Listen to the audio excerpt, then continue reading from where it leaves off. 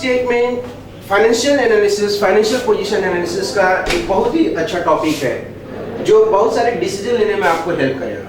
लेकिन उसके पहले हम लोग इस टॉपिक में क्या क्या डिस्कस करेंगे वो चीज देख लेंगे, क्या क्या पॉइंट हमें यहाँ पे कवर करना है फंड फ्लो स्टेटमेंट में। First, what is fund flow, sorry what is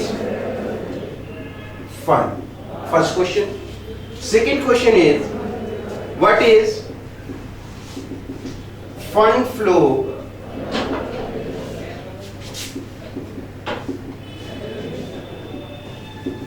statement, what is fund flow statement. इसके अलावा थर्ड क्वेश्चन, फैक्टर्स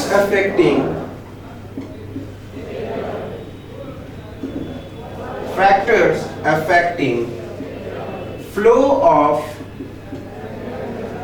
फंड। कौन कौन से फैक्टर्स हैं जो कि फंड को अफेक्ट करते हैं। सबसे पहले तो हम समझेंगे फंड होता क्या है। ये जब कॉन्सेप्ट हमारा क्लियर हो जाएगा उसके बाद हम डिस्कस करेंगे कि फंड फ्लो स्टेटमेंट क्या है। इसके बाद नेक्स्ट पॉइंट हम लोग डिस्कस करेंगे वो कौन कौन से फैक्टर्स हैं या कौन कौन से ट्रांजैक्शन, बिजनेस ट्रांजैक्शन हैं जो कि हमारे फ्लो ऑफ फंड को अफेक्ट करते हैं। इसके बाद नेक्स्ट पॉइंट हम लोग डिस्कस करेंगे how to prepare fund flow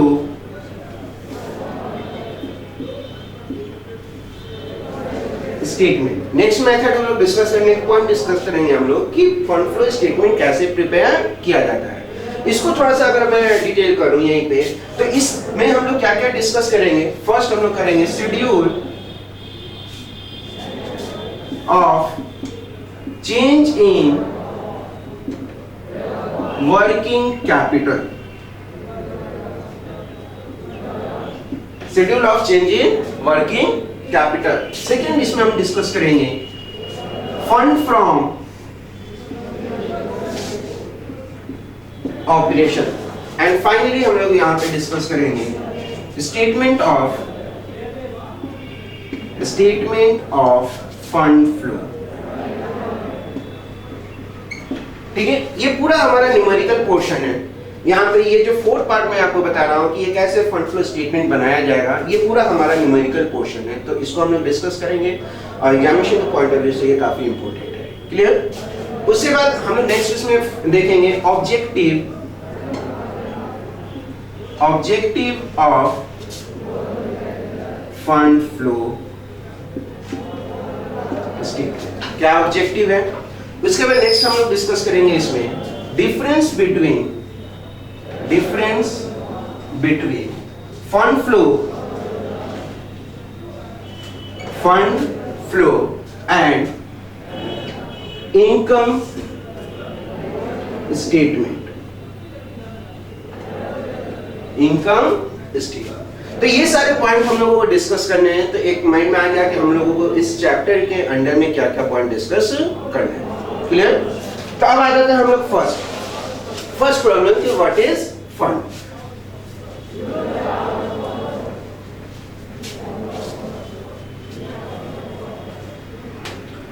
fund क्या है। देखो, अगर हम इसको नैरो सेंस में समझे कि फंड का मतलब क्या है, तो बहुत से लोग ये समझते हैं कि फंड का मतलब होता है कैश। नैरो सेंस में फंड का मतलब होता है कैश। लेकिन केवल कैश का ना, ये हमारे लिए गलत होगा कि कैश का मतलब ही फंड या कैश दोनों इक्वल है, ये गलत होगा। ठीक है। तो ब्रॉडर सेंस में फंड का मतलब यहाँ पे होता है, फंड का मतलब वर्किंग कैपिटल। फंड का मतलब क्या हो गया, working capital. Clear. Working capital का मतलब यहाँ पे क्या होता है, आप लोगों को पता है क्या होता है वर्किंग कैपिटल। वर्किंग कैपिटल ये तो इक्वेशन हुआ। अगर हम लोग इसको डिफाइन करें वर्किंग कैपिटल, तो amount required for day to day business transaction is known as working capital. Amount required.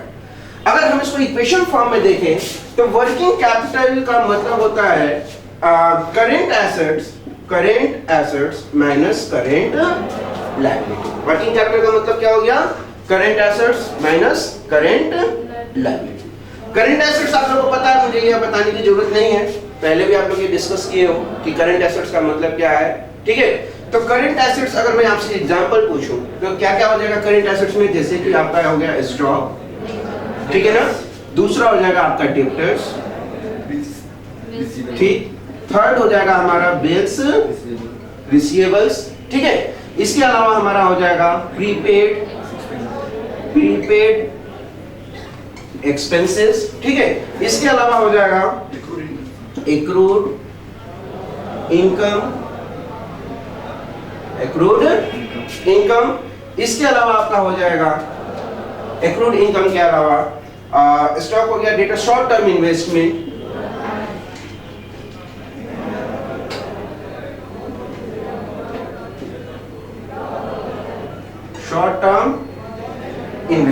ठीक है। ये तो हो गया हमारा करेंट एसेट्स। अगर हम बात करें करेंट लायबिलिटीज की, करेंट लायबिलिटीज, एक मिनट,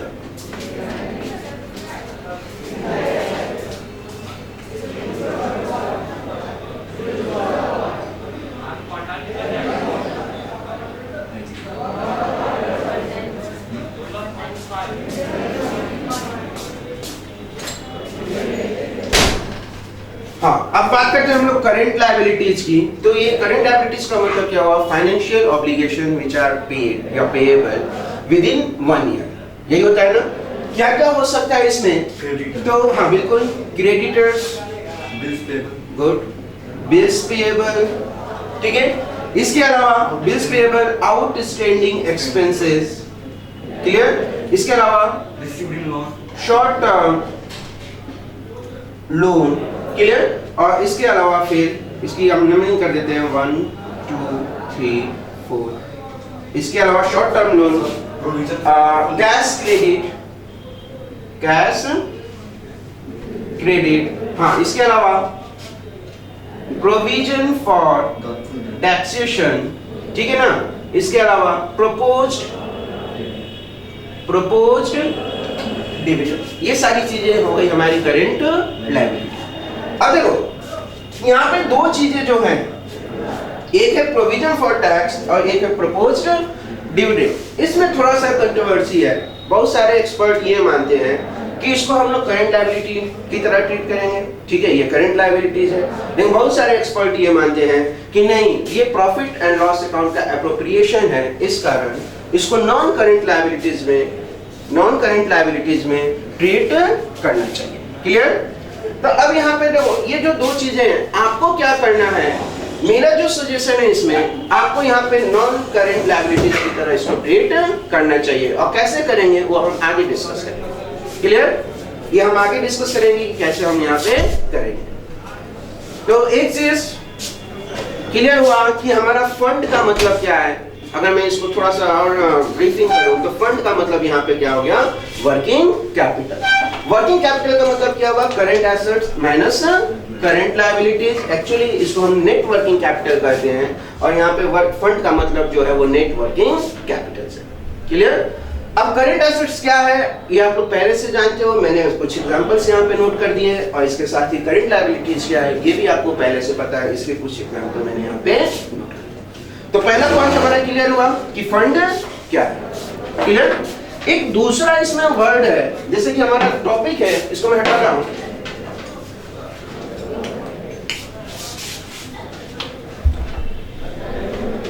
दूसरा एक वर्ड हमने यहाँ पे ये क्लियर कर लिया कि फंड क्या है, क्लियर है ना। अब दूसरा वर्ड यहाँ पे फ्लो। तो अगर हम फ्लो की बात करें कि फ्लो क्या है, तो सिंपल, फ्लो का मतलब होता है मूवमेंट ऑफ, हाँ बिल्कुल। पहले हम फ्लो कॉमन वर्ड है, अगर इसको डिफाइन करें तो फ्लो का मतलब क्या हुआ? Movement of fund. अब ये मूवमेंट कितने तरह का हो सकता है? तो फर्स्ट हो सकता है हमारा इनफ्लो, फर्स्ट हो गया हमारा इनफ्लो, और सेकेंड मूवमेंट क्या होगा हमारा? Outflow, clear. इनफ्लो का मतलब आपको पता है कि ऐसा कोई भी ट्रांजैक्शन जिससे कि फंड इंक्रीज हो या कंपनी में फंड इन हो, उस ट्रांजैक्शन को हम लोग क्या कहेंगे? इनफ्लो। आउटफ्लो का मतलब क्या हुआ कि ऐसा कोई ट्रांजैक्शन जिससे कि फंड हमारा डिक्रीज हो या फंड आउट हो, फर्म से बाहर जाए, उसको हम लोग क्या बोलेंगे? आउटफ्लो। पूरे स्टेटमेंट में आपको ये समझना जरूरी है कि किस ट्रांजैक्शन से हमारा फंड इनफ्लो हो रहा है और किस ट्रांजैक्शन से हमारा फंड आउटफ्लो हो रहा है, क्लियर है ना। तो अब देखो हमने दो वर्ड यहाँ पे समझ लिया, फंड और दूसरा वर्ड फ्लो। दूसरा जो हमारा टॉपिक था, जो मैंने नोट किया कि हमें ये टॉपिक पढ़ना है, उसमें दूसरा क्वेश्चन था कि what is fund flow statement. Clear? तो जब ये दो वर्ड आप समझ गए कि फंड का मतलब क्या है, फ्लो का मतलब है, तो आप इसको नॉर्मली डिफाइन कर सकते हो। क्या होगा फंड फ्लो स्टेटमेंट का मतलब? Fund flow statement is a statement which show inflow and outflow of fund during a specific period, during a specific position of the company. देखो, ये फाइनेंशियल पोजीशन को शो नहीं करता, ये फाइनेंशियल पोजीशन को analysis करता है। क्लियर है ना? फाइनेंशियल पोजीशन को कौन शो करता है? तो प्रॉफिट एंड लॉस अकाउंट और बैलेंस शीट। लेकिन उसके बाद एनालिसिस होता है उस पोजीशन का, वो एनालिसिस किया जाता है, जिसमें से एक एनालिसिस है फंड फ्लो स्टेटमेंट, या इसको हम फंड फ्लो एनालिसिस भी बोलते हैं। फाइनेंशियल पोजीशन को एनालिसिस करने के बहुत सारे टेक्निक्स हैं, जैसे कि उसमें से एक हो गया फंड फ्लो एनालिसिस या फंड फ्लो स्टेटमेंट, दूसरा होता है कैश फ्लो एनालिसिस या कैश फ्लो स्टेटमेंट, तीसरा होता है रेशियो एनालिसिस, और उसके बाद आता है कॉमन साइज स्टेटमेंट या कॉमन साइज एनालिसिस। तो ये सारे पॉइंट हम लोग डिस्कस करेंगे। फिलहाल हम लोग जो डिस्कस कर रहे हैं वो है फंड फ्लो स्टेटमेंट। क्लियर है? तो देखो, फंड फ्लो स्टेटमेंट का मतलब हो गया, आपको कोई याद करने की जरूरत नहीं होगी। ये जो दो वर्ड आपने समझे, इससे आप डेफिनेशन बना लोगे, कोई बुक ओपन करने की जरूरत नहीं है, उसको रट्टा मारने की जरूरत नहीं। क्लियर?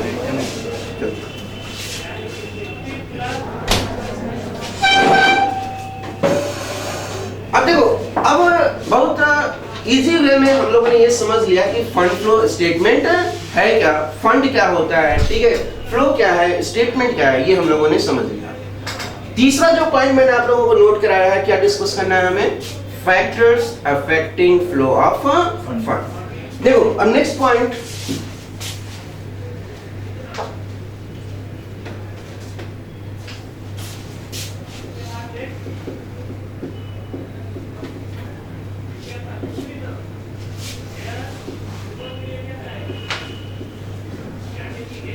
अब ये पॉइंट हम लोग डिस्कस करेंगे। क्लियर है? इस पॉइंट को डिस्कस करने के लिए हम लोग विद एग्जांपल कुछ एग्जांपल्स लेंगे और वहां पे डिस्कस करेंगे कि वहां पे हमारा फंड का फ्लो हो रहा है या नहीं हो रहा है। क्लियर? लेकिन इस पॉइंट को समझने से पहले एक हम लोग बैलेंस शीट का फॉर्मेट लेंगे, एक इमेजिनरी डेटा उसमें रखते हैं और फिर समझेंगे कि कौन कौन से ट्रांजैक्शन है जिससे कि फंड फ्लो हो रहा है। क्लियर? इसमें एक छोटा सा मैं बैलेंस शीट बना रहा हूं आप लोगों को। बैलेंस शीट आप लोगों ने पढ़ा होगा, ठीक ना? इस चैप्टर को स्टार्ट करने से पहले डिस्कस हो गया होगा। तो इसमें मैं एक छोटा सा फॉर्मेट आप लोगों को बना रहा हूं बैलेंस शीट का। इधर क्या होता है हमारा? कैपिटल एंड लायबिलिटीज, ये हो गया हमारा अमाउंट, यहाँ पे हो गया हमारा एसेट्स और यहाँ पे हो गया हमारा, ठीक है ना? एक इमेजिनरी डेटा है, बस इस पॉइंट को समझने के लिए हम इसको बना रहे हैं। इसमें सबसे पहले अगर हम लोग ले लें तो एक ले रहे हैं हम लोग फर्नीचर, ठीक है? फर्नीचर की वैल्यू यहाँ पे हमने रखा 50,000, ठीक है? फिर दूसरा हम लोग ले रहे हैं बिल्डिंग, बिल्डिंग की वैल्यू हम यहाँ पे रख रहे हैं 1 लाख रुपीज, ठीक है? इसके अलावा हम यहाँ पे रख रहे हैं cash 50,000 rupees, debtors 2,000 rupees and stock 3,000। ये इतने आइटम हम लोग रख रहे हैं बैलेंस शीट में। इसका टोटल थोड़ा बता दीजिएगा मुझे कितना हो रहा है? 2,05,000, ठीक है ना? तो आपको पता है कि अगर एसेट्स का टोटल 2,05,000 है तो कैपिटल एंड लायबिलिटीज का भी टोटल इतना ही हो, तो उसके अकॉर्डिंग हम इसको बैलेंस कर ले रहे हैं, ठीक है? फर्स्ट हम यहाँ पे ले रहे हैं कैपिटल। कैपिटल की वैल्यू लिख रहे हैं हम यहाँ पे 1 लाख। फिर यहाँ पे हम लिख रहे हैं डिवेंचर, डिवेंचर की वैल्यू हम लिख रहे हैं 50,000। फिर लिख रहे हैं यहाँ पे क्रेडिटर्स की वैल्यू हम यहाँ पे अगेन ले रहे हैं 50,000, ठीक है? और फिर जो बचता है वो हम लिख रहे हैं बिल्स पेएबल, ये लिख रहे हैं, ठीक है? ये टोटल हमारा क्या हो गया? 2,05,000। क्लियर है? अच्छा, अब ये बताओ कि ये बैलेंस शीट तो हमने समझ लिया होगा, पहले हमने पढ़ लिया कि कैसे बनता है। अब हमें प्रॉब्लम है इसको एनालिसिस करना। मेन जो टॉपिक है हमारा factors affecting flow of fund. एक ट्रांजैक्शन मैं आप लोगों को दे रहा हूं, ठीक है? आप लोग इसमें बताइएगा कि फंड फ्लो हो रहा है या नहीं हो रहा है, खुद से आप लोग समझ जाओ, ठीक है। लेकिन उसको अब देने से पहले एक चीज और मैं क्लियर कर लूं, ये जो आपका स्टेटमेंट है बैलेंस शीट, अगर मैं आपसे यहाँ पे पूछूं कि वर्किंग कैपिटल कितना है या फंड कितना है, क्योंकि मैंने बताया था कि फंड ही हमारा क्या होता है, वर्किंग कैपिटल। तो वर्किंग कैपिटल कैसे निकालोगे, यहाँ पे अगर मैं फॉर्मूला लिखूं तो वर्किंग कैपिटल इक्वल टू क्या हो जाएगा हमारा, current assets minus current liabilities, यही होगा। तो इस बैलेंस शीट के अकॉर्डिंग करेंट एसेट्स हमारे पास क्या है, कैश, डेटर्स एंड स्टॉक, यही तीन चीजें है ना। तो करेंट एसेट्स हमारा कितना हो गया, 50,000, ठीक है, प्लस 2,000, ठीक है, और प्लस 3,000, कितना हो गया हमारा, 55,000, ये हो गया हमारा 55,000, क्लियर। अच्छा थोड़ा सा मैं इसमें चेंज करूंगा क्योंकि दोनों बराबर हो जाएगा, वर्किंग कैपिटल 0 हो जाएगा, तो थोड़ा सा हम लोग इसको चेंज कर लेते हैं। यहाँ पे हम लोग रख रहे हैं 52,000 और यहाँ पे हम लोग कर रहे हैं 3,000, तो बराबर आ जाएगा ना। तो ये हो गया हमारा करेंट एसेट जो हुआ वो हुआ कितना, 55,000। अगर हम लोग करेंट लायबिलिटीज की बात कर ले तो करेंट लायबिलिटीज अब यहाँ पे देखिए 50,000 प्लस 3,000, यही तो है डेटर्स और कैपिटल, ये तो फिक्स में चला जाएगा, दो हुआ। तो करेंट लायबिलिटीज हुआ हमारा 50,000 प्लस 3,000, ये हो गया हमारा 53,000, ठीक है। तो वर्किंग कैपिटल इस केस में हमारे पास कितना होगा, 2,000, यानी कि current assets minus current liabilities. Current assets था 55,000 माइनस करंट लायबिलिटीज है 53,000, अमाउंट कितना हो गया हमारा, 2,000। फिलहाल जो बैलेंस शीट है इसमें हमारे पास जो फंड अवेलेबल है या जो वर्किंग कैपिटल हमारे पास है वो है कितना, 2,000, क्लियर। अब मैं आपको एग्जांपल दे रहा हूं, आप लोग बताइएगा कि फ्लो ऑफ फंड होगा या नहीं होगा, मैं एक्सप्लेन कर दूंगा, ठीक है। First, cash deposited into bank 3,000 rupees, clear. यहाँ पे जो ट्रांजैक्शन है कि कैश डिपॉजिट किया गया बैंक में, आप लोग जर्नल एंट्री पढ़े हो, जर्नल एंट्री, तो अगर मैं इसका जर्नल एंट्री आपसे बनाना को बोलूं, इसी बारे आपका रिवीजन भी हो जाएगा जर्नल एंट्री का, तो क्या हो जाएगा, bank account debit to cash account, यही होगा ना, 3,000 एंड 3,000। खैर हमें कोई जर्नल एंट्री से मतलब नहीं है, इसी माने ये आपका रिवीजन हो रहा है, ठीक है। तो कैश डिपॉजिट इनटू बैंक, मैं आपसे पूछूं कि क्या इस ट्रांजैक्शन से हमारा फंड फ्लो हो रहा है या नहीं हो रहा है, तो इसको कैसे समझेंगे। अब देखो यहाँ पे आ जाता है हम लोग बैलेंस शीट पे। अगर आप बैंक में कैश डिपॉजिट करोगे तो यहाँ से जितना अमाउंट आपने डिपॉजिट किया, ठीक है, वो यहाँ से माइनस हो जाएगा, 3,000 ये माइनस हो गया ना, तो रिमेनिंग आपके पास कितना बचा कैश, वो बचा 52,000, यही बचा। बैंक में डिपॉजिट करोगे तो बैंक में अमाउंट बढ़ेगा आपका। आप बैलेंस शीट में देख रहे हो कि बैंक में अभी फिलहाल कोई फिगर नहीं है, तो जब डिपॉजिट करोगे तो बैंक आएगा ना, तो यहाँ पे हम बैंक एक इंक्रीज कर देंगे, यहाँ पे बैंक इंक्रीज करेंगे। और कितना बैंक में अमाउंट आपने डिपॉजिट किया, तो 3,000, अब यहाँ पे हमारा बैंक अकाउंट हो गया 3,000, इंक्रीज हो गया। क्या टोटल हमारा चेंज होगा एसेट साइड, नहीं होगा ना, क्यों, क्योंकि कैश से उतना ही अमाउंट माइनस हुआ है और बैंक में उतना ही अमाउंट ऐड हो गया, टोटल पे हमारा कोई चेंज नहीं हुआ, क्लियर। लेकिन क्वेश्चन मेरा ये नहीं है, क्वेश्चन हमारा क्या है कि क्या इससे फंड फ्लो हो रहा है या नहीं हो रहा है, तो उसको चेक करने के लिए फिर से हम करंट एसेट्स और करंट लायबिलिटीज को कंसीडर करेंगे। तो देखो अब करंट एसेट्स हमारे पास 52,000 हो गया, प्लस डेटर्स 2,000, कितना हुआ, 47,000 हुआ ना, कौन सा, अरे हाँ सॉरी 57,000, 47,000, ठीक है। तो 3,000 यहाँ से माइनस हो गया 47,000। अब देखो अगर फिर से हम लोग करंट एसेट्स को कैलकुलेट करें, करंट एसेट्स को, तो कैसे होगा, 47 ये तो हमारा करंट एसेट्स है ही, इसके अलावा डेटर्स भी है, तो प्लस हम यहाँ पे कर देंगे 2,000 कर देंगे। यहाँ पे स्टॉक 3,000 ये भी हमारा करंट एसेट्स है, इसको भी हम प्लस कर देंगे 3,000, और यहाँ पे बैंक 3,000 ये भी हमारा करंट एसेट्स है, तो करंट एसेट्स भी हमारा कितना हो गया 3,000। तो अगेन हमारा जो टोटल होगा करंट एसेट्स का वो कितना हो जाएगा 55,000, क्लियर। तो 55,000 ये है, पहले भी 55,000 था, और इस ट्रांजैक्शन से हमारा करंट लायबिलिटीज पर तो कोई इंपैक्ट नहीं आया, कोई प्रभाव नहीं पड़ा, दो इम्पैक्ट हुआ था ड्यूल एस्पेक्ट के अकॉर्डिंग, वो एक हमारा कैश चेंज हुआ और दूसरा बैंक। लायबिलिटी साइड में इसका कोई इम्पैक्ट नहीं है। क्लियर? तो अब करंट एसेट्स में हमारा चेंज हुआ या नहीं हुआ विशाल? करंट एसेट्स में चेंज हुआ या नहीं हुआ? नहीं हुआ ना। पहले भी ये 55,000 था और अभी भी ये 55,000 है, यानी वर्किंग कैपिटल में कोई चेंज नहीं होगा। क्लियर? तो देखो अब यहाँ पे ये क्लियर हो गया एग्जांपल के थ्रू, क्योंकि यहाँ पे भी हम वर्किंग कैपिटल निकाले तो ये हमारा करंट एसेट्स हो गया। इसमें से अगर माइनस करें करंट लायबिलिटीज, तो करंट लायबिलिटीज हमारा पहले था 53,000, तो ये कितना आया हमारे पास 2,000 यहाँ पे भी आ रहा है और ये पहले भी 2,000 था और इस ट्रांजैक्शन के बाद भी 2,000 है, तो कोई चेंज नहीं हुआ। तो जब कोई चेंज नहीं हुआ इसका मतलब क्या हुआ कि इस ट्रांजैक्शन से कोई फंड फ्लो नहीं हुआ। क्लियर है? अब ये जो मैंने एग्जांपल दिया, इस एग्जांपल के थ्रू आप एक रूल बना सकते हो। ठीक है ना?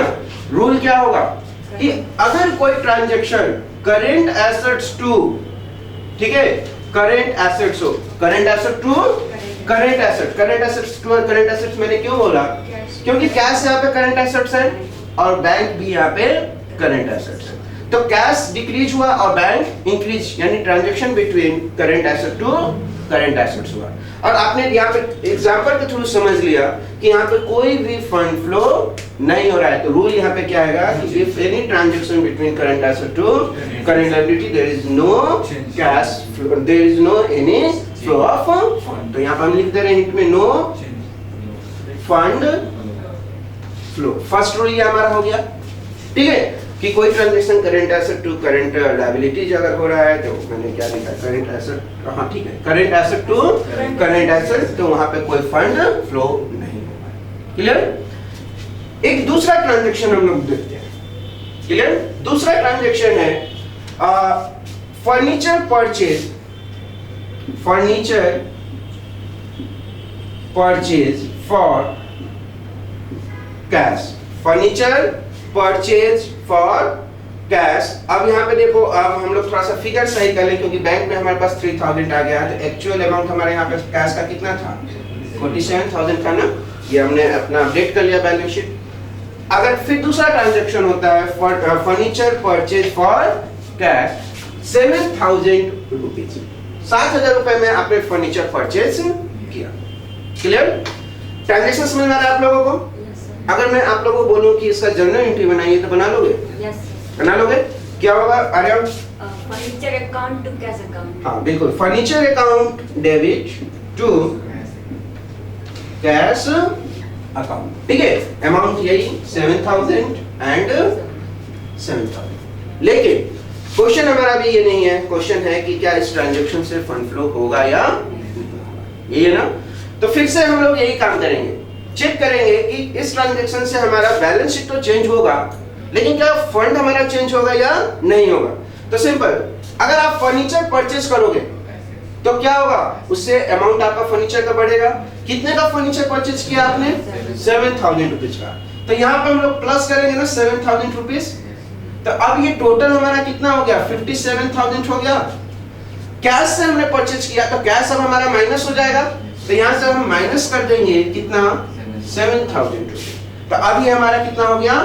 40,000। क्लियर? अब यहाँ पे फिर से अगर हम चेक करें कि फंड फ्लो हुआ या नहीं हुआ, तो अगेन हम लोग क्या करेंगे, करंट एसेट्स और करंट लायबिलिटीज को कंपेयर करेंगे। तो अब इस केस में करंट एसेट्स आप लोग बताइए, मैं इसको हटा दे रहा हूँ, फिलहाल हमें इसकी अब जरूरत नहीं है, फिर से हम नया इक्वेशन बना ले रहे हैं। ठीक है ना? तो करंट एसेट्स की अगर हम लोग बात करें तो अब करंट एसेट्स कैश हमारे पास कितना है? 40,000। क्लियर? डेटर्स हमारे पास कितना है?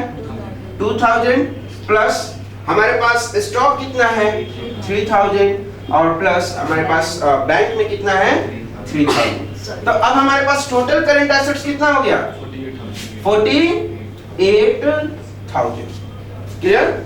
करंट लायबिलिटीज पे इस पे कोई इफेक्ट आया था इस ट्रांजैक्शन से? करंट लायबिलिटीज पे कोई इफेक्ट आया था? कोई इफेक्ट नहीं आया था, क्योंकि यहाँ पे आप देख रहे हो एक फर्नीचर इफेक्ट हुआ और दूसरा कैश इफेक्ट हुआ। तो लायबिलिटीज का हमारा उतना ही होगा ना। कितना था लायबिलिटीज हमारा? 52,000। क्लियर? तो अब हम वर्किंग कैपिटल की अगर हम बात करें तो वर्किंग कैपिटल कहता है current assets minus current liability. तो करंट एसेट्स हमारा हो गया है 48,000, ठीक है, और करंट लायबिलिटीज में कोई हमारा चेंज नहीं है, ये अभी भी हमारे पास कितना है 52,000। क्लियर? तो अब यहाँ पे माइनस में फिगर हो जाएगा, माइनस में कितना हो जाएगा 4,000। तो अब हमारे पास वर्किंग कैपिटल जो है वो नेगेटिव है, वो है नेगेटिव कितना 4,000 रुपये। क्लियर? पहले कितना था ये, इस ट्रांजैक्शन से पहले कितना था 2,000। तो क्या चेंज हुआ, ये चेंज हुआ ना? तो क्लियर, एग्जांपल से क्लियर हुआ कि ये जो ट्रांजैक्शन हुआ है, इस ट्रांजैक्शन के कारण हमारा फंड जो है वो चेंज हुआ। कैसे डिसाइड किया? क्योंकि पहले वर्किंग कैपिटल 2,000 था और इस ट्रांजैक्शन के बाद वर्किंग कैपिटल हो गया माइनस 4,000, यानी कि 6,000 का चेंज हुआ है। तो खैर अमाउंट से हमें नहीं मतलब है, बस ये समझना है कि इस ट्रांजैक्शन से फंड फ्लो हुआ है।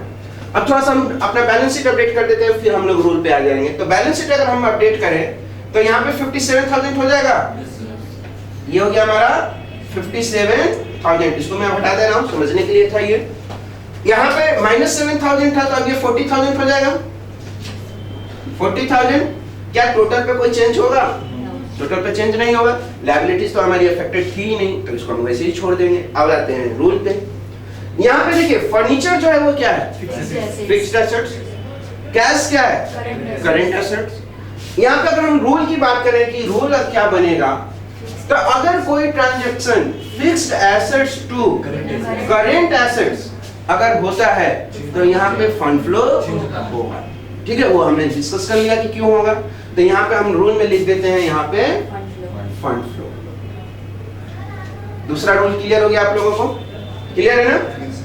ये जर्नल एंट्री में हटा दे रहा हूँ, ट्रांजैक्शन फिलहाल केवल रहने देते हैं। वैसे ट्रांजैक्शन भी आप लोग समझ ही गए हो, तो कोई दिक्कत है नहीं। क्लियर? तीसरा ट्रांजैक्शन एक मैं आपको दे रहा हूँ, थर्ड ट्रांजैक्शन। थर्ड ट्रांजैक्शन है shares issue for the purchase of furniture. Shares issue for the purchase of furniture. Clear है ना? मैं लिख दे रहा हूं,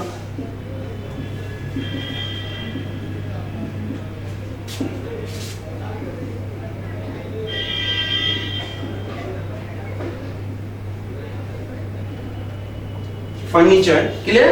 और अमाउंट यहाँ पे मैं लिख दे रहा हूं 50,000, 50,000 रुपए। 50,000 रुपए का शेयर इशू किया गया, किस लिए? तो फर्नीचर परचेज करने, यानी फर्नीचर जो परचेज किया वो कैश नहीं किया गया, उसको शेयर इशू कर दिया गया। सेलर्स को, जो जिन्होंने फर्नीचर सेल किया था, उसको कैश पेमेंट ना करके उसको क्या दे दिया गया, शेयर्स दे दिया गया। क्लियर? तो इसका जर्नल एंट्री क्या होगा? Furniture account to capital account. Good. इसका ट्रांजैक्शन क्या है, इसकी जर्नल एंट्री क्या हो जाएगी? Furniture account debit to share capital account. ठीक है ना? अमाउंट ये 50,000 एंड 50,000। क्लियर? खैर जर्नल एंट्री ठीक है आप लोगों की, लेकिन आप लोग अब यहाँ पे खुद से एनालिसिस करके मुझे बताइए कि क्या यहाँ पे फंड फ्लो हो रहा है या नहीं हो रहा है। तो सबसे पहले देखो, इसको कर लोगे? 2 मिनट टाइम है, आप करके बताइए, उसके बाद फिर मैं एक्सप्लेन करता हूँ। हाँ 2 मिनट टाइम है, आप लोग आंसर करिए। अगर कहीं कर दोगे ये अच्छी चीज़ है, मतलब समझ में आ रहा है, और नहीं तो फिर अलग तरीके से समझाया जाएगा।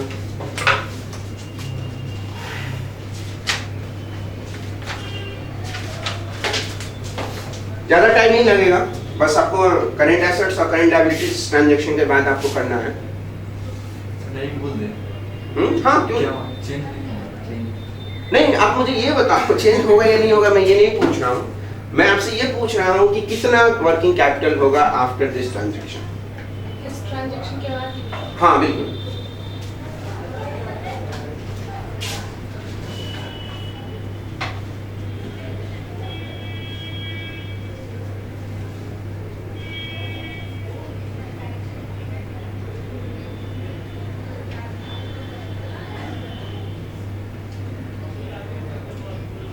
आया किसी का?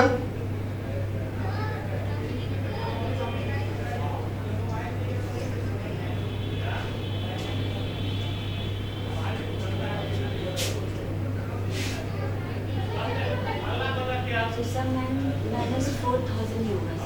चेंज नहीं हो रहा है, वर्किंग कैपिटल अभी भी उतना ही है। ठीक है, फिर देख लेते हैं, आप लोग के पास सबका अपना अपना आंसर है, चेक करिएगा मैं कर रहा हूँ। देखो ट्रांजैक्शन क्या है कि shares issue for the purchase of furniture 50,000 rupees, clear है ना। तो जब शेयर्स इशू करोगे तो कैपिटल इंक्रीज होगा, तो कैपिटल इंक्रीज होकर कितना हो जाएगा, यहाँ पे हम लोग प्लस 50,000 कर देंगे, कैपिटल 50,000 रुपीज इंक्रीज हो जाएगा। जब आप फर्नीचर परचेज करोगे तो फर्नीचर का भी तो अमाउंट इंक्रीज हो जाएगा, तो यहाँ पे भी कितना हो जाएगा, प्लस 50,000, क्लियर। तो अब देखो ये जो ट्रांजैक्शन हुआ इसमें जो कैपिटल है ये फिक्स्ड नेचर का होगा, ठीक है, और फर्नीचर भी फिक्स्ड एसेट्स है। तो जो ट्रांजैक्शन हुआ इसमें हमारा नहीं करंट एसेट्स कहीं इफेक्ट हुआ और नहीं करंट लायबिलिटीज हमारा कहीं इफेक्ट हुआ, नहीं हुआ ना। करंट एसेट्स अभी भी हमारे वही है, कैश, डेटर्स, स्टॉक्स और बैंक, इसकी वैल्यू में तो कोई चेंज नहीं हुआ इस ट्रांजैक्शन से, क्योंकि कैश पेमेंट हुआ नहीं था, उसको शेयर्स दे दिया गया था। दूसरा, हमारे लायबिलिटीज में भी कोई चेंजेस नहीं हुआ, पहले भी क्रेडिटर्स 50,000 था और बिल्स पेबल 3,000 था, दोनों में कोई चेंज नहीं होता। अभी भी हमारे पास जो करंट एसेट्स होगा वो 48,000 होगा और करंट लायबिलिटीज जो होगा वो 52,000 होगा, यानी कि वर्किंग कैपिटल माइनस 4,000 अभी भी है इस ट्रांजैक्शन के बाद भी, यानी क्लियर है। कंक्लूड अगर करें तो इस ट्रांजैक्शन से कोई फंड फ्लो नहीं होगा। रूल पे आते हैं, रूल इसका हम लोग क्या बनाएंगे, थर्ड, कि अगर कोई ट्रांजैक्शन कैपिटल ठीक है, या इसी को हम लोग थोड़ा सा कॉमन कर ले, ब्रैकेट में मैं लिख दे रहा हूं फिक्स्ड लायबिलिटीज, ठीक है ना। मैं अगर कोई ट्रांजैक्शन हो टू फिक्स्ड एसेट्स, अगर कोई ट्रांजैक्शन होगा there is no any fund flow, यानी कि यहाँ पे कोई फंड फ्लो, क्लियर है। तो ये थर्ड पॉइंट आपने थर्ड पॉइंट क्लियर कर लिया, तीन ट्रांजैक्शन क्लियर कर ले। अब मैं ये तीनों ट्रांजैक्शन हटा दे रहा हूँ, थोड़ा सा बैलेंस शीट को अपडेट हम लोग कर ले। तो बैलेंस शीट हमारे पास जो 1 लाख था कैपिटल, 50,000 हमने ऐड कर दिया, तो अब ये कितना हो गया, 1,50,000, इसको मैं हटा दे रहा हूँ यहाँ से। फर्नीचर्स 50,000 का हमने परचेज किया, तो ये भी इंक्रीज हो जाएगा, तो ये कितना हो जाएगा, 1,07,000। टोटल चेंज होगा, क्यों नहीं होगा,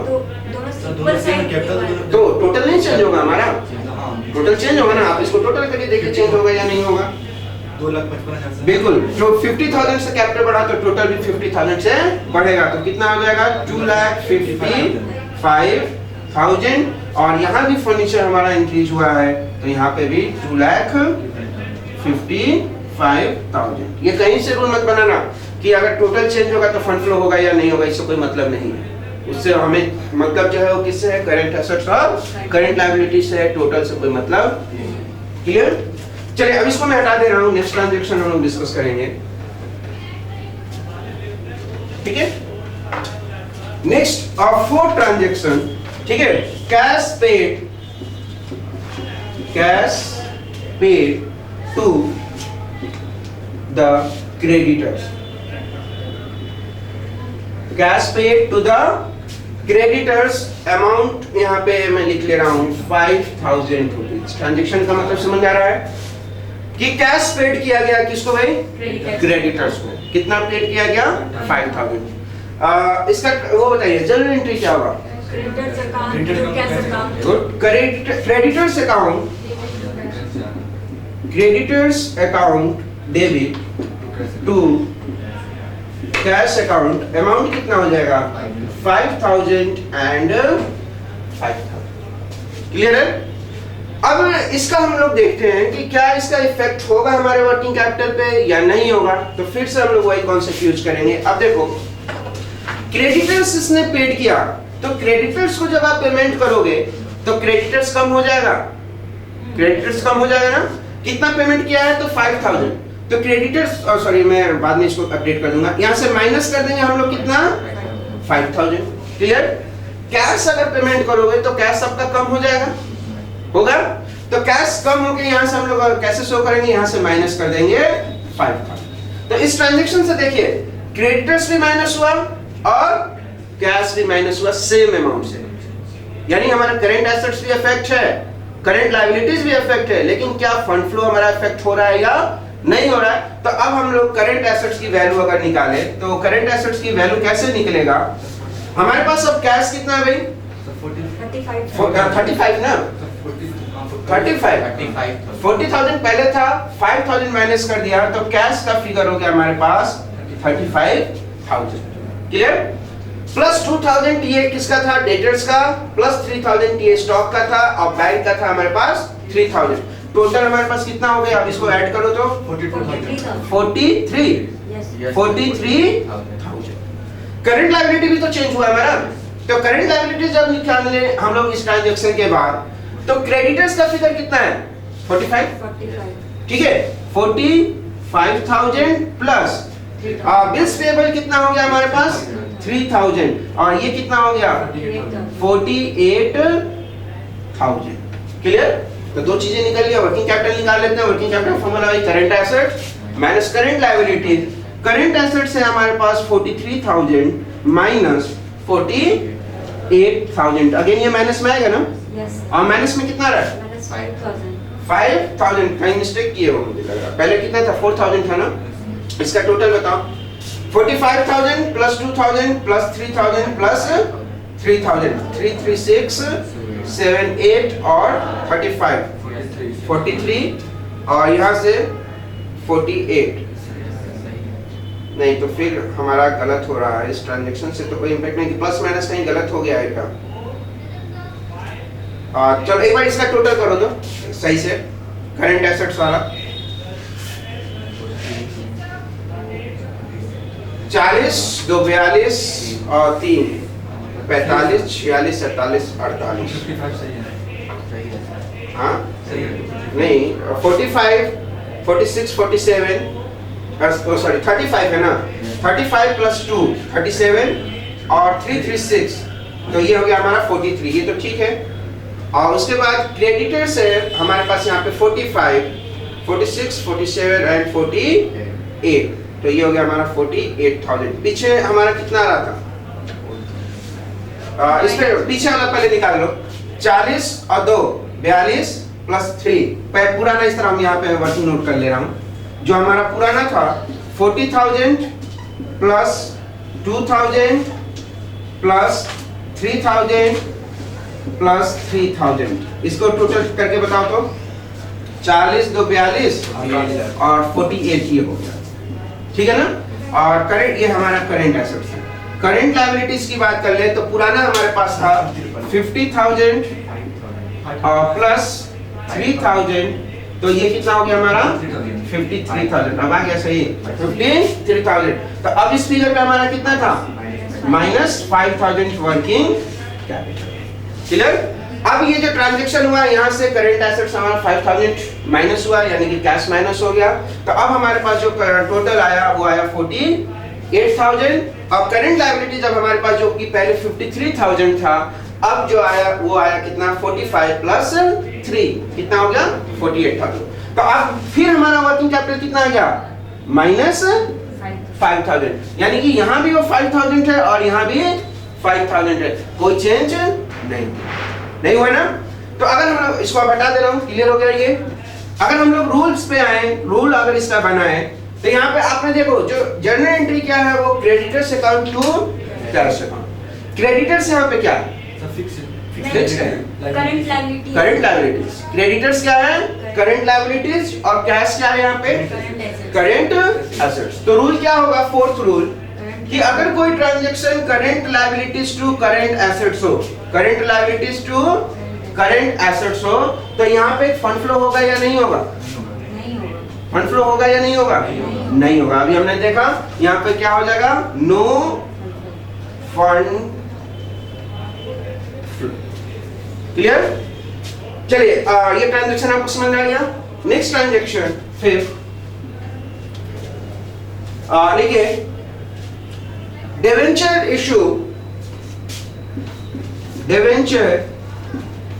issue for purchase of building. Debenture issue for purchase of building of 1 lakh rupees.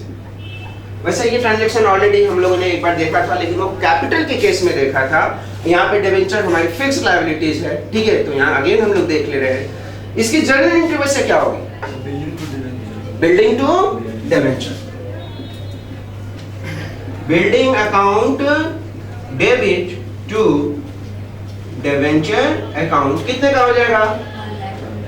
1 lakh, और ये हो गया हमारा 1 लाख। क्लियर? अब ये बताओ कि इस ट्रांजैक्शन से फंड फ्लो होगा या नहीं होगा? इस ट्रांजैक्शन से फंड फ्लो होगा या नहीं होगा? हाँ? नहीं होगा, बिल्कुल आप लोग समझ गए, क्योंकि यहाँ पे बिल्डिंग भी फिक्स्ड एसेट्स है और डिबेंचर भी फिक्स्ड एसेट्स है। ठीक है, तो इनके अगर कोई ट्रांजैक्शन होता है तो आपका यहाँ पे करंट एसेट्स और करंट लायबिलिटीज में कोई चेंज नहीं होगा, और सिंपल जब करंट एसेट्स करंट लायबिलिटीज में कोई चेंज नहीं है तो आपका फंड फ्लो भी नहीं होगा। तो चलिए इसको एक्सप्लेन करने से पहले एक्सप्लेन आप लोगों ने कर ही दिया, इसको सीधे रूल पे हम लोग आ जाते हैं। तो 5th रूल हमारा क्या बनेगा? ठीक है, कि अगर कोई transaction fixed assets sorry fixed liabilities to fixed assets हो, यानी कि fixed liabilities to fixed asset, यहाँ पे फिक्स्ड लायबिलिटीज क्या थी इस ट्रांजैक्शन में? फिक्स्ड लायबिलिटीज डिबेंचर्स और फिक्स्ड एसेट्स बिल्डिंग। तो यहाँ पे कोई फंड फ्लो नहीं। क्लियर? चलिए नेक्स्ट ट्रांजैक्शन आ जाते हैं हम लोग यहाँ पे। डिबेंचर इशू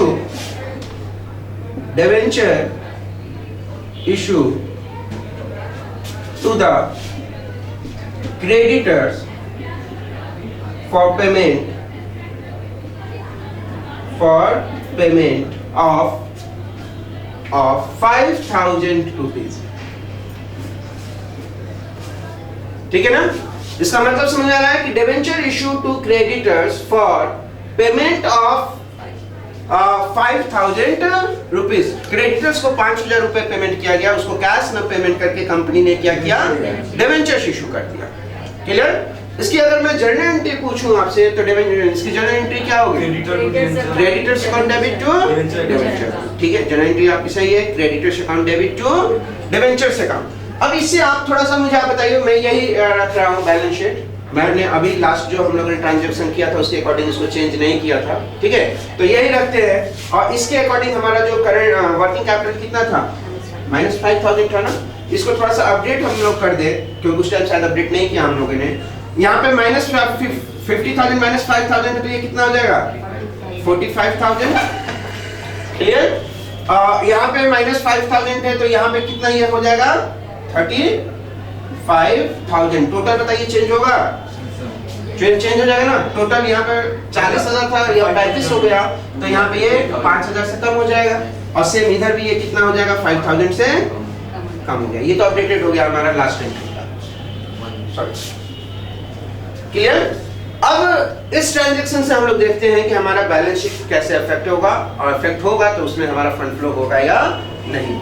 तो सबसे पहले देखो मैंने क्या बोला, डिबेंचर्स इशू किया गया, कितने रुपीस का भाई?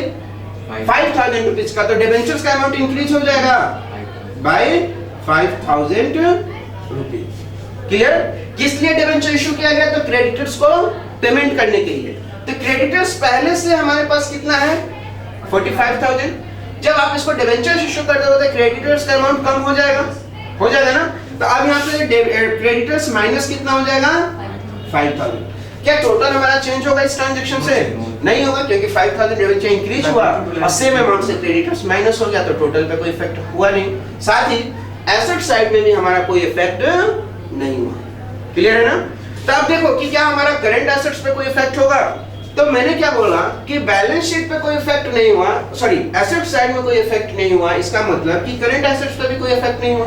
तो करंट एसेट्स का जो टोटल होगा वो हमारा पहले कितना था? 43,000 एज इट इज रहेगा। करंट लायबिलिटीज को हम लोग देखें कि क्या यहाँ पे ये चेंज हो रहा है या नहीं हो रहा है। तो करंट लायबिलिटीज में आपने देखा कि क्रेडिटर्स हो गया 35,000। क्लियर? नहीं सॉरी 40,000। तो क्रेडिटर्स यहाँ पे हो गया हमारे पास अब 40,000 प्लस 3,000 ये हमारा कितना है? क्या था? Bills payable. तो ये टोटल अब हमारे पास कितना हो गया? 43,000। क्लियर है ना? अब हम वर्किंग कैपिटल की बात कर लें तो हमारे पास करंट एसेट्स भी 43,000 है और करंट लायबिलिटीज भी 43,000 है। तो वर्किंग कैपिटल कितना हो गया? जी। यानी पहले ये -5000 था और इस ट्रांजैक्शन से ये 0 हो गया, यानी इस ट्रांजैक्शन के बाद वर्किंग कैपिटल इंक्रीज हुआ हमारा, कितने से इंक्रीज हुआ 5000, क्योंकि ये पहले माइनस में था, अब ये 0 हो गया तो 5000 से इंक्रीज हुआ, यानी कि फंड का फ्लो। क्लियर? तो इस ट्रांजैक्शन से रूल क्या बनेगा, इस ट्रांजैक्शन से रूल क्या बनेगा हमारा कि यहाँ पे डिबेंचर्स तो ये था फिक्स्ड लायबिलिटीज और क्रेडिटर्स जो था वो क्या था करंट लायबिलिटी, यानी कि अगर कोई transaction fixed liabilities to current liabilities हो, fixed liabilities to current liabilities हो, तो यहाँ पे फंड फ्लो क्लियर है ना? क्लियर? अब देखो इस तरह से बहुत सारे ट्रांजैक्शन होंगे, अब तो आप समझ जाओगे कि कहां पे फंड फ्लो होगा और कहां पे नहीं होगा। क्लियर है? यहां तक आपको क्लियर है पॉइंट, कोई डाउट नहीं? तो अगर देखो अब आपके पास रूल्स कितने आ गए, अगर हम लोग रूल्स की बात करें, ट्रांजैक्शन हटा देते हैं, ठीक है ना, ट्रांजैक्शन अगर हम लोग यहाँ पे हटा दें, रूल्स की बात करें तो आपके पास टोटल रूल्स कितने दिख रहे हैं, 1 2 3 4 5 6 रूल देख रहे हैं जहां पे कि फंड फ्लो होगा। तो या तो आप इस रूल्स को याद कर लीजिए, ठीक है ना, और अगर ये याद तो खैर हो जाना चाहिए, 6 रूल है, बहुत ज्यादा नहीं है। अगर ये नहीं याद होता है तो भी एक तरीका आप लोग के पास है जिसको हम लोग ट्रिक बोलेंगे, ठीक है ना। ट्रिक आपके पास क्या होगा, आपको बस 2 लेटर याद करना, ठीक है ना, एक लेटर होगा आपका सी और दूसरा लेटर होगा आपका एफ, ठीक है। अगर ये 2 लेटर आपको याद है तो इससे आप इजीली इन 6 पॉइंट को याद कर सकते हो। आप इसको नोटिस करिए, ध्यान से पढ़ोगे तो एक चीज नोटिस, कॉमन चीज इसमें आएगा कि फंड फ्लो वहीं पे हो रहा है जहां पे फिक्स्ड टू करंट हो, फिक्स्ड टू करंट। अब वो फिक्स्ड एसेट्स भी हो सकता है, लायबिलिटीज भी हो सकता है, वो करंट एसेट्स भी हो सकता है और लायबिलिटीज भी हो सकता है। तो क्यों ना हम इन 6 रूल को याद करने के बजाय केवल एक चीज याद करें जो कि हम ट्रिक इसको बोल रहे हैं, वो है सी एंड एफ। सी यहाँ पे रिप्रेजेंट करेगा किसको, करंट को, और एफ यहाँ पे रिप्रेजेंट करेगा किसको, फिक्स्ड को। अब ये करंट जो है, ठीक है ना, ये एसेट्स भी हो सकता है और लायबिलिटीज भी हो सकता है, ये फिक्स जो है ये एसेट्स भी हो सकता है और लायबिलिटीज भी हो सकता है। अगर कोई ट्रांजैक्शन करंट टू फिक्स हुआ या फिक्स टू करंट हुआ तो यहाँ पे क्या होगा, फंड फ्लो होगा। इसके अलावा कोई भी ट्रांजैक्शन हो उसमें कोई फंड फ्लो नहीं। क्लियर है ना? तो केवल आपको ये 2 लेटर याद करने हैं कि कौन कौन से फैक्टर्स है, कौन कौन से ट्रांजैक्शन है जो कि फंड को अफेक्ट करेंगे। सी और एफ पे फोकस करना है। अब ध्यान रखना है कि सी एफ का मतलब कैश फ्लो नहीं, सी का मतलब हो गया करंट और एफ का मतलब हो गया फिक्स। करंट यहाँ पे एसेट भी हो सकता है, लायबिलिटीज भी हो सकता है, फिक्स यहाँ पे एसेट भी हो सकता है और लायबिलिटीज भी हो सकता है। क्लियर? करंट और फिक्स में अगर कोई ट्रांजैक्शन होगा तो फंड फ्लो होगा, इसके अलावा और कोई नहीं। तो एक पॉइंट हम लोगों ने यहाँ पे डिस्कस कर लिया ना। कुल मिला के अभी तक हम लोगों ने क्या डिस्कस किया, फर्स्ट कि what is fund, second what is fund flow statement, and third is क्या हो जाएगा, factors affecting the fund. Clear है ना? तो आप अभी हम लोग फिर 5 मिनट का ब्रेक लेते हैं। फिर current liability to current liability नहीं चलता, करंट लायबिलिटी टू करंट नहीं, बिल्कुल नहीं। Current asset, current liability to current liability बिल्कुल नहीं होगा। हम एसेट्स और लायबिलिटी को भी ध्यान नहीं देंगे, हम बस ये ध्यान देंगे करंट टू करंट है ना, इसका मतलब कि नहीं होगा, हमें एसेट लायबिलिटी पर ध्यान ही नहीं देना है। क्लियर है ना? जितना इजी हो सके हम इजी करके इसको समझेंगे, हमें नहीं देना ध्यान एसेट्स और लायबिलिटीज पर, हम ध्यान देंगे करंट और फिक्स्ड।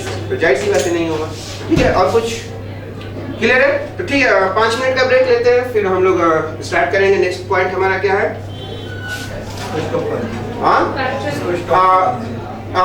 वो हम लोग डिस्कस करेंगे how to prepare fund flow statement. ठीक है, तो मैं बस आ रहा हूँ 2 मिनट में।